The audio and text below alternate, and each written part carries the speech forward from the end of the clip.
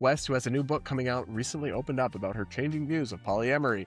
Everyone is autonomous and can do what makes them happy as long as it is safe, she has said. Also, I'm sorry, I'm so tired of that statement. Do you know murderers are happy when they're murdering someone? well, she said as long as it's safe. I wouldn't consider emotional damage safe, but whatever.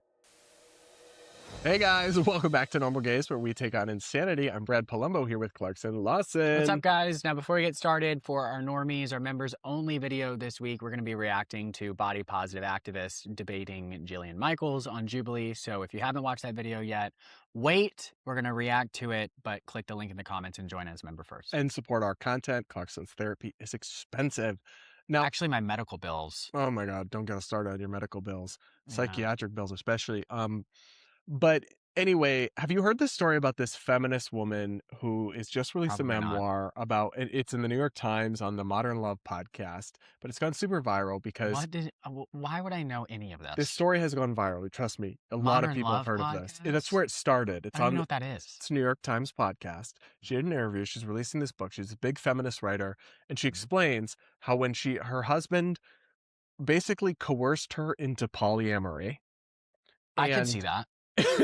But she doesn't see it that way. She thinks she's empowered and now is in love with her husband's girlfriend and they're a happy throuple. And she's totally delusional about the whole thing. This is like Islam repackaged. It is. Like men can have multiple wives. There's actually layers to that make that so funny and details that are coming. But first, here's the headline. Soon she's going to be wearing a hijab and saying my husband convinced me to do it and it's freeing.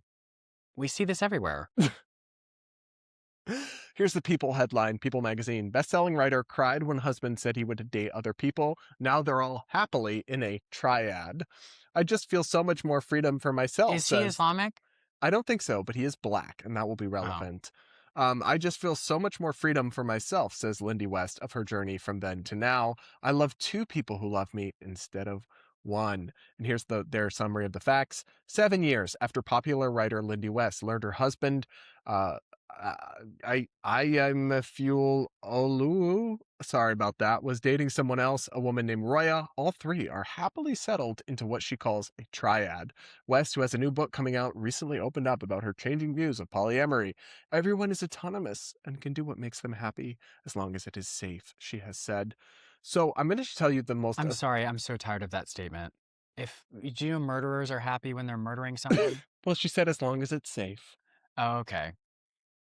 But still, I wouldn't consider emotional damage safe, but whatever. I just think on to other people. I just think it's funny how she's claiming, like, is there a hypothetical possibility that there's some woman out there who really does want polyamory with their husband? Sure, but more often than not, the situations that we see are this, where the husband just wants to bang other chicks and essentially coerces the woman into doing it. She literally explains that he gave her the ultimatum of, like, either we've got to be polyamorous or we're getting a divorce. Yeah. And she went along with it. So, and that's she how admits most relationships. That's how most open relationships start. True. Even in the gay community. True. That is somebody true. Gets over it and then they open it to spice things up, but really you just broke up and share a mortgage now. I think, and occasionally have threesomes. I think it's probably a little more complicated than that for a fair number of people. But he's so sick of my. But there's always a clarification. But these women in particular, like, she's claiming she cried and was distraught when he told her this. But now she's so happy, and now she's actually a lesbian and loves as well, and loves or a bisexual. And it's like, I just don't believe you. You're trying way too hard to convince us. She goes at great length, and it just all sounds sad and coercive, especially when you find out the details about how he convinced her to do it that I'll get into in a second. But first, your thoughts. I don't have any thoughts. Okay. I just feel like I said all of it. So here's the best part for me that's truly iconic. The journalist Jesse Singles shared this on X. It's a passage from the book. Maybe you could read this for us. His name? Aham? I don't know. Aham? I don't know if he's Muslim or not. I'm sorry. How much? Put this on Polymarket. I'll put money down. Can you Google if he's Muslim or not and find out? He is Nigerian. His parents were Nigerian. He's a religious, but be careful. His pronouns are he, they. Oh my God. He's Nigerian. He's not religious, but he's a he, they, non-binary. Oh my God. He's non-religious. Oh, okay. Well, I was wrong on that one. That was just my prejudice. Apologize to the Muslims. I'm so sorry for thinking that this man who does what your religion preaches in the Quran was part of your religion. I'm so sorry for I'm noticing so sorry for patterns. noticing and Does paying attention. occasionally worship a spirit god ancestor, Okay. but not Muslim. All right. Not Okay. Muslim. But here's So cuckoo, but not that type of cuckoo. The day Aham and I got back together in early 2012, we talked for hours. I cried for most of it. In broaching non-monogamy, Aham said that he wasn't seeing anyone else, and this wasn't about me. Of course it's not, whatever. It was just a fundamental part of his ethos. Oh, let's pause on this. They're like reframing it as if it's like a form of queerness. Like, oh, it's just my it's like my queerness is that this is my sexuality. I need to bang multiple women. No, you have low impulse control. And you're yeah, that's all it is. Like, that's literally all polyamory and non-monogamy is, which is fine. Like, people choose to have low impulse control over different things in life. And like, it's fine. You can do it if you want it. But let's not phrase this as if it's like a part of your identity. You're just choosing, like, sex is so important to you that you cannot be in a monogamous relationship. And listen, at the end of the day, I don't care very much about your choices, but I don't want to be gaslit into thinking like, oh, I can't help it. I was born this way about being polyamorous. No. We were all born with lack of impulse control, but then we become adults. And we're all, if you're in a relationship, it's not like all your attraction to other people goes away. It's not like you don't have desires or anything else. That happens. But that's part of the sacrifice that you make to be committed. Correct. In a relationship. And so it's not some different thing that you have that no one else does. It's just that you're choosing. Well, their argument will be that sacrifice is socially constructed. And then my argument back, I argue about monogamy all the time. My argument back is that not all things that are socially constructed are bad. Also, but anyways, here's my favorite part of the story. You're about to get to it. He believed that monogamy was at its root a system of ownership. I had to admit that perhaps I didn't feel it as keenly as a white person. No. So they're trying to make it a black thing. Why is all of this being thrown? He gaslit her, and he was basically like, listen, I could be committed to you, but that's racism. He said, bitch, I want a side piece, and you're white, you don't understand. So just do what I say, you white guilt. Yeah. And she's like, okay. I wouldn't want to perpetuate systemic racism by expecting you not to bang on the women. He just wanted to other girls and pulled the black card. That's wild. And he pulled the non-binary. He pulled every card in the book. Oh my God. He's not even descended from Cyprus. His parents are Nigerian. I don't like this. I don't like this. I don't like when women are manipulated into losing their autonomy by men and start becoming champions for it. She's like so gullible that it's on her. No, but I hate that I'm bringing up like Islam. I'm sorry that I'm bringing up that religion so much. And I know that there are Muslims that are like not crazy, obviously. But this is the same that I see every day when these women are covering their hair. Like I saw, Caleb Hammer. Mm-hmm. On his podcast, he was doing the financial audit with this Muslim couple, and a husband converted this woman to Islam, and she sat there and said with a straight face that Islam is the most feminist religion while she covered her hair. And he's like, what about in Iran? And the husband's like, you think women don't go to school there? It's like, you can't even dance in public. Women can't leave the house. They literally have a government dress code. My problem is that like, some men are so good at manipulating women that they actually become champions for their own destruction, and it's very frustrating. Well, they become convinced that they're choosing it, but they're really not. Yeah, and that's kind of what I think enters in this polyamory conversation. It's the same manipulative tactic, and obviously Christianity does this too, and other religions do it too. It's just very prevalent right now with Islam because that's just the way it is.